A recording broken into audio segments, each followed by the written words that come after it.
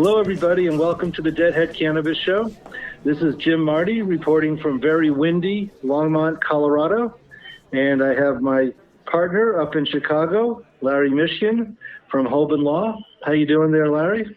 Jim, we're doing great today. Thank you very much. It's a lovely day in Chicago, bright and sunny, a little bit on the chilly side, but enough sun that we don't mind the chill.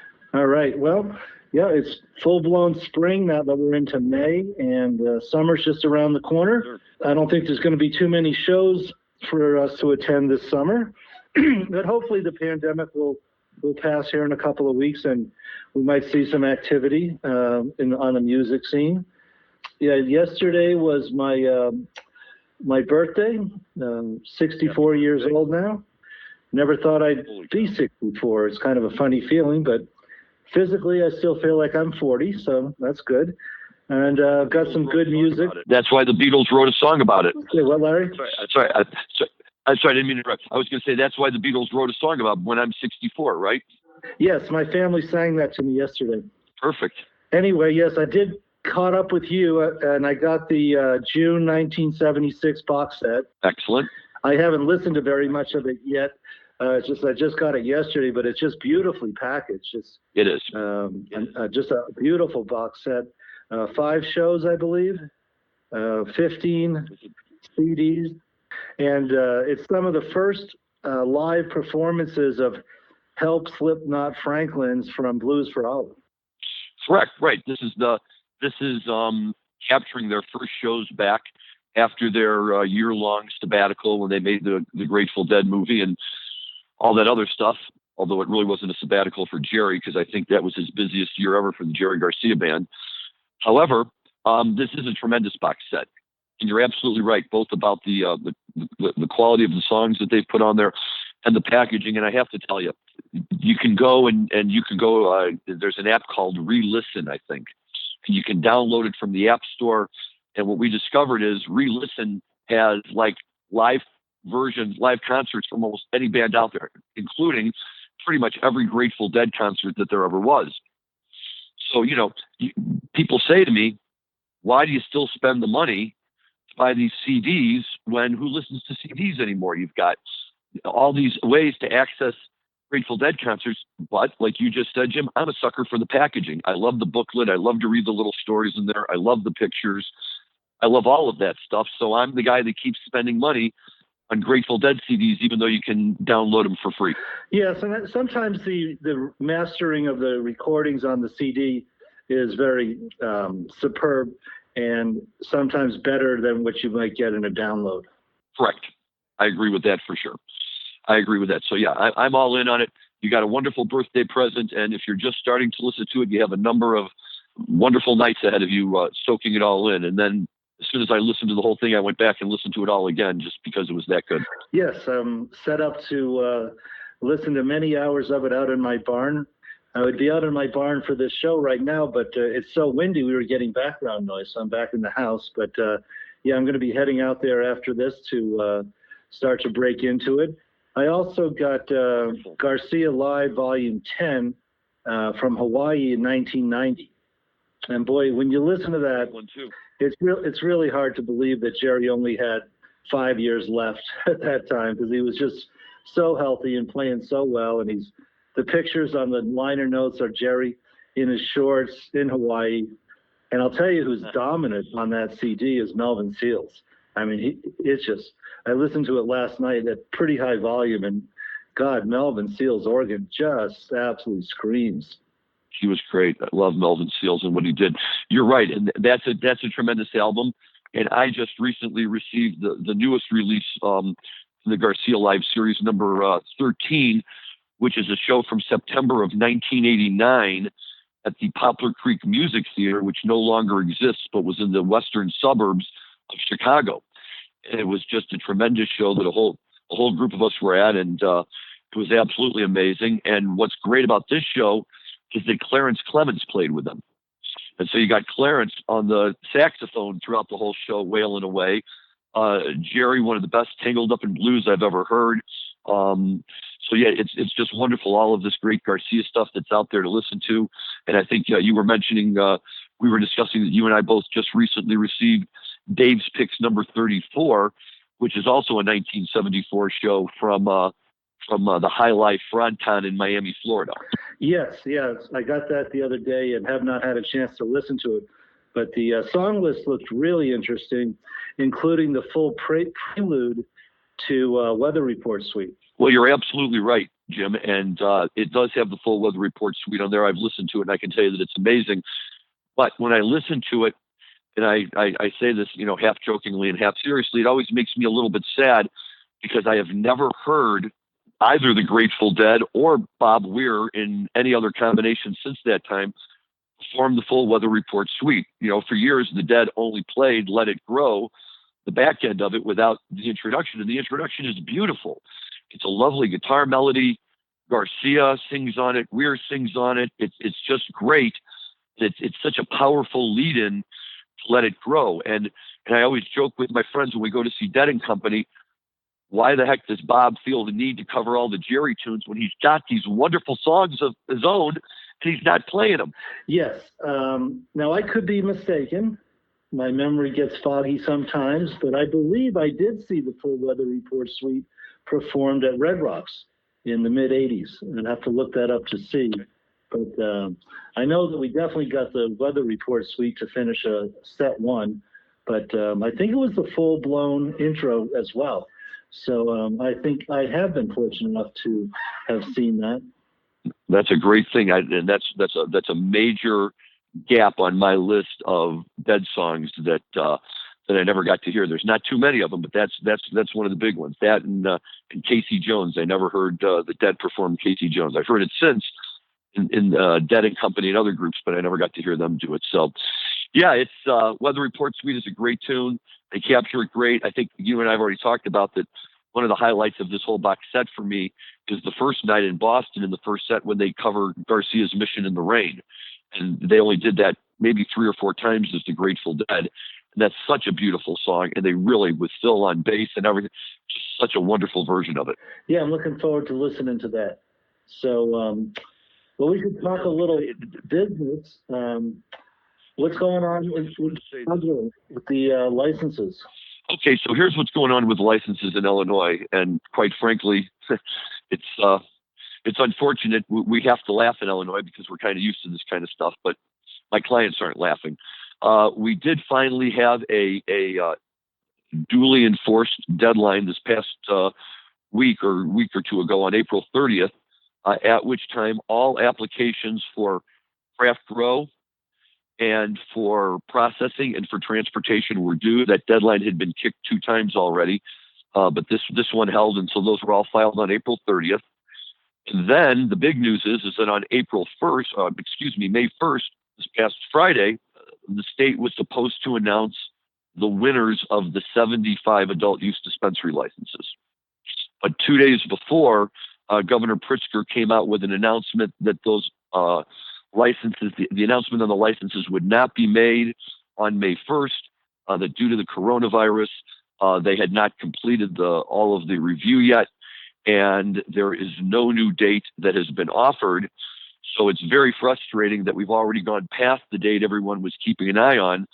And what's even worse is now we don't have any real expectation at all as to when we might hear back and find out who in fact did get the licenses and who didn't. So as you can imagine, that can be a little frustrating for some of these groups that have spent so much time and money putting their applications together and are, really anxious to get moving forward if in fact they've gotten the license. So we'll have to see how that plays out, but it also calls into question whether or not the state will be able to meet the July 1st deadline for announcing the winners of the licenses for the cultivation and processing and transportation for the applications we just turned in. So it's a little bit of a Wild West show here right now until we get it all figured out. So what's going on then is all the applications are now in the hands of the state government of Illinois. Correct. So everything's been turned in, and now we're just waiting on the bureaucratic machine to spit out the licenses. That's it. And when you say bureaucratic machine in Illinois, you have to capitalize the B and the M because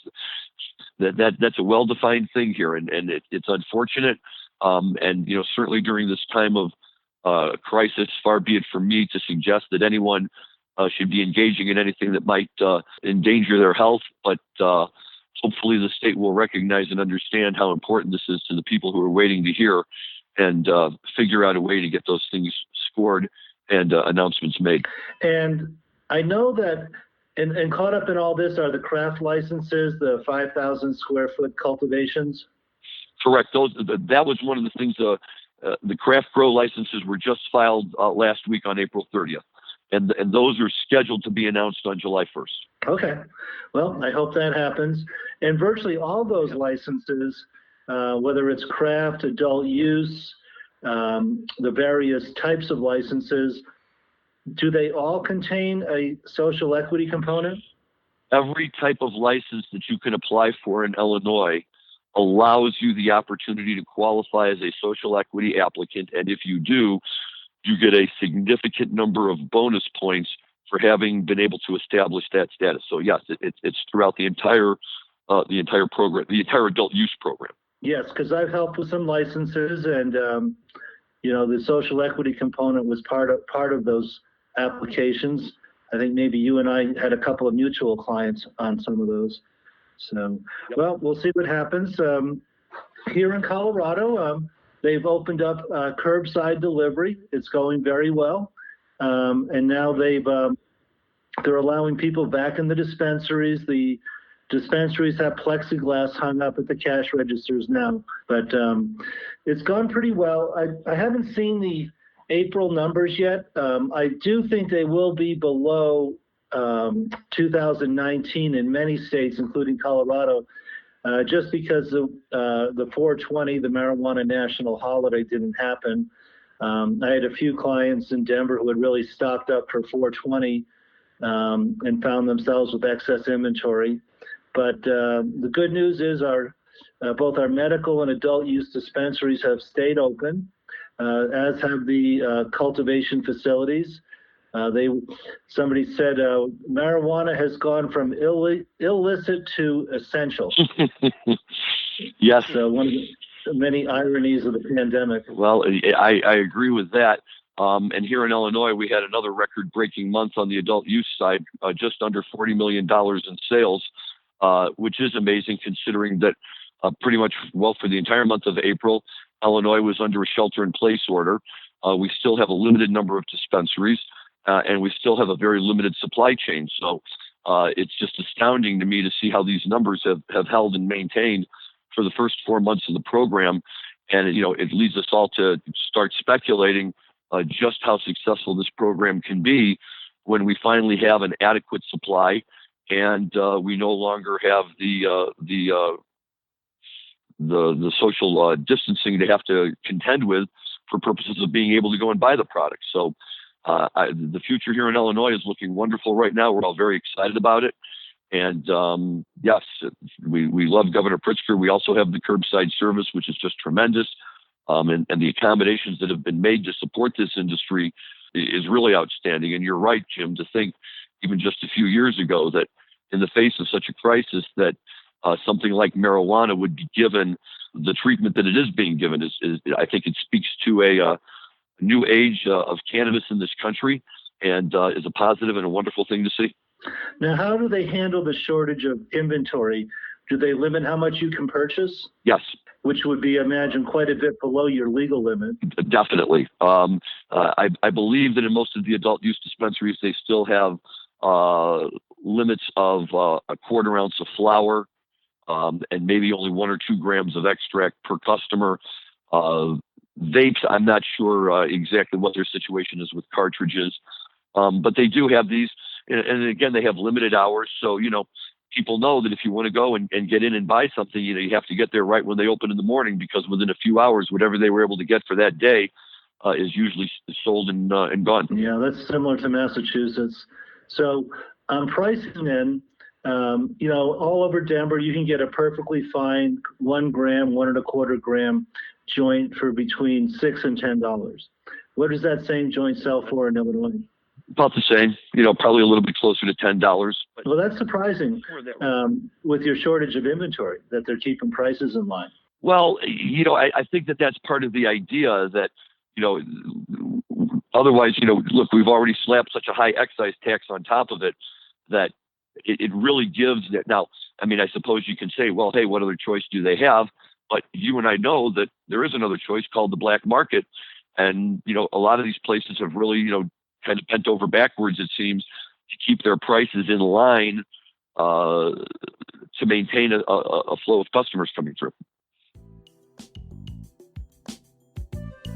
I want to take a quick break to thank you for listening to today's show and to invite you to listen to all the other great MJ Bulls Cannabis podcasts, like Raising Cannabis Capital, the show which features cannabis entrepreneurs that are raising money to expand their organization.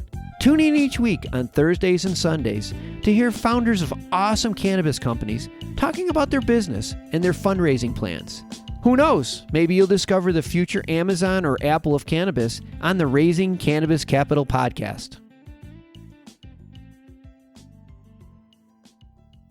Now, I've been doing some studying for some clients and some podcasts and other things I've been working on. And, Colorado is just under $2 billion a year in sales. That's medical and adult use combined. And when you add up all the taxes, income tax, sales tax, excise tax, extra sin tax at the cash register, if you will, for adult use cannabis, it comes in just below $1 billion. So we're right at about 50 cents on the dollar going into the state and local tax coffers from our cannabis industry. And in the grand scheme of things, with a multi-billion-dollar budget, tens of billions of dollars, the state of Colorado's budget, same with the municipalities, that's not a lot of money compared to their whole budget. But I think we've mentioned this maybe on other shows in the past. The politicians like it because it's, number one, it's new money and it's unencumbered money. So they can put roofs on schools. They can, do things with that money that they wouldn't have been able to do before because, as you know, and especially with the pandemic, every dollar that comes into the state and cities and counties is already spent, many times over. Pensions, payroll. So the fact that it's new and unencumbered money makes this very exciting for the politicians to focus on aiming at their pet projects. Yes, I agree with that. We definitely see that here as well. But it's just at the end of the day, it's a wonderful thing because I get calls from friends in other states. How is it going with adult use in Illinois? Boy, what do we have to do to get it in our state and things like that? And it's a conversation whose time is long past due. And it's nice that the politicians, in the midst of everything else, take time to acknowledge that. And like to think that, who knows, maybe that means we're not that far away from seeing more of a change on the national scene, although I'm not holding my breath. Well, we'll see. You could be pessimistic and say, with the pandemic and we have it's a presidential election year, so nothing's going to happen.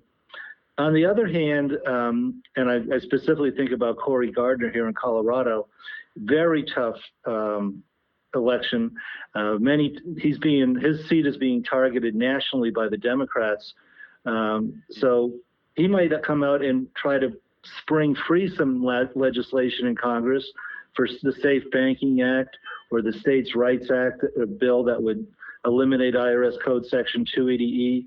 So even though it's an election year and Congress is definitely in somewhat disarray with the pandemic, we might actually be surprised and see some legislation come through. I think it would be great. Listen, as you and I have long discussed, it's all bipartisan to me as long as it, relates to marijuana. If they can get it passed, it doesn't matter to me who sponsors it. Doesn't matter to me who votes for it. As long as it gets passed and it makes our lives, easier and benefits the industry, I think it's a wonderful thing. Yes. So we shall see what comes of it. Anything else we got for today's podcast?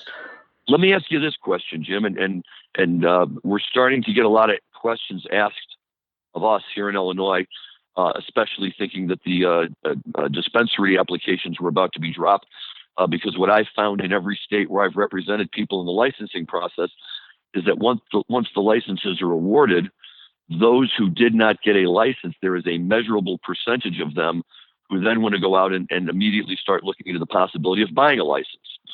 And so I'm wondering, given the work that you do and the relationship you have with your clients, during this pandemic, have you seen an upswing in mergers involving marijuana businesses? Has it been quieting down? Is it kind of plateauing? What are you seeing with regard to that? No, we're seeing a lot of merger and acquisition activity. And I can use maybe Missouri, for example. There were very few lucky winners in Missouri, and we had lots of clients who had applied and been turned down. And I told them, hey, don't be discouraged. That was round one. If you guys have your capital raised, some of these license winners don't have capital, or they don't have enough capital to build 100,000 square foot cultivation. So, once the licenses are awarded, then there's a whole second round of, I would say, call it marrying up, people with money, people with cultivation skills. We have a dozen probably clients that have licenses but no cultivation skills. So that makes for a natural partnership. Exactly. Interesting. Well, yeah, it's just, look, it's an exciting time all around. We're very, very excited for the licenses to be awarded here, because whoever they go to, either way, there's going to be another flurry of activity getting those people all registered and ready to go, dealing with possible sales or mergers, as you're discussing. And then before you know it, Illinois is scheduled to have another round of licenses next year. So next year, they're scheduled to have another 110 dispensary licenses and another 60 craft grow licenses. So we're far from done with that process in this state. Well, yeah, to give you an example of what needs to happen, a very smart attorney in Massachusetts told me, and they're very similar to Illinois in that they have a shortage of product, shortage of cultivation. One of Massachusetts' drivers is they're surrounded by states that don't have adult use. So you have a lot of cross-border traffic. New York, Vermont, New Hampshire, Rhode Island, none of them have adult use. And it's a very small geographic area.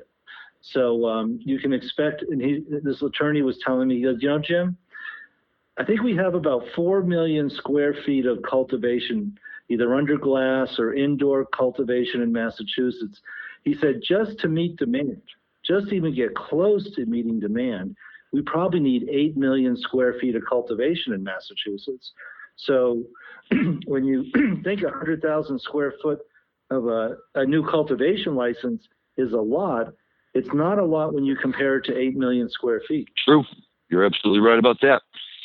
And that's the kind of stuff that I love to hear, because it just speaks to the success of the industry. But B, it's also a little bit frustrating. I get the states have to go in baby steps and do it at a rate that they feel comfortable doing it. But if you want to go buy marijuana and you go down to the adult use dispensary and there's still a line around the block, that can also be a little intimidating sometimes. Yeah, who has that kind of time? I've had that experience in Massachusetts where we had to wait in line and be bused. You had to park so far away. They had a bus to take you to the dispensary. Then you had to wait in line. And then the prices were much higher than Colorado. Their ACE were, including tax out the door, $60, $65 for an eighth versus, $20, $25 for an eighth in Denver. Yeah, no, we're on the high end here in Illinois with that for sure. And I see that. So, well, look, like anything else over time, the market will stabilize and reach a little bit of an equilibrium, and, we'll all be the better for it. Yep. Well, let's hope that we'll be talking about some live music soon. Talking to my friends around the country. Oh man, I had tickets for Jazz Fest. I had tickets for Dead & Company at Fenway Park. I was going to go to the Gorge with my sons. So we'll get back on track here. We will. And one of the things that I've been doing, and I know that there's so many different opportunities right now to go online, and everybody is streaming shows, Dead & Company and The Dead and Phish and all. And it's great. It just doesn't always line up with my schedule. And what I find is it's not necessarily always the show I want to do. So what I do is I just go to my CD collection and I find a CD show that I have from whatever day it is. And so I listen to that. So this new box set will be rolling into June pretty soon. We'll have a whole bunch. But this time of year, April and May for me always is Europe 72. So I've been listening, every night that there was Europe 72 show to Europe 72. And what's interesting is tonight is the show that they played at the Bickershaw Festival in England on May 7th, 1972. And one of the little trivia points of this show, and I think you and I have discussed this, Jim, is that one of the people standing in mud listening to the Grateful Dead play that day was none other than Elvis Costello. Yes, I've seen that picture where he circles himself and draws an arrow. Yep. So I'm very excited to listen to this show tonight and and hear the music that Elvis listened to. Yep. Well, not only do we want to get our music back, we want to get our sports back too. And I think people are really ready. My prediction is when we come back, we're going to come back really fast. People are really going to want to get out to shows. They're going to want to get out to the ballparks. There's talk of having the NBA and NHL playoffs in July without fans. I've heard that. And they're talking about, well, apparently, according to one of my Hoban colleagues who's so much of a baseball fan, he stayed up last night, all night, because they had the opening day baseball game in the Korean Baseball League in front of a stadium with no fans. But I'm like, wow, that's hardcore. If you're going to watch Korean baseball at 2:00 in the morning in the stadium with no fans, you're a baseball fan. Well, very good. Like I said, we'll be back. Although some of the venues in Denver where our son Jack's band, Kings of Prussia, plays, there has been some rumblings that they may not reopen, that they've just too many challenges to reopen. But I told them, I said, they'll reopen. The building's still going to be there. Somebody else will take over the venue if your old boss doesn't want to do it. I was just going to say, if the current owners are ready to back out, there's always going to be the next guy who wants to step in and create the next hip music scene. So, I'm not worried about that. There'll always be places for them to play. Yep. Very good. All right. Well, good talking to you. Good podcast. I'll say over and out from Longmont, Colorado. And Larry, go ahead and take us home. Will do, Jim. Over and out from here in Chicago. A one-day belated happy birthday to you again. Hope you had a great day and that you enjoy your wonderful gift. And to all of our listeners, stay healthy, stay safe, and enjoy marijuana. Talk to you all soon.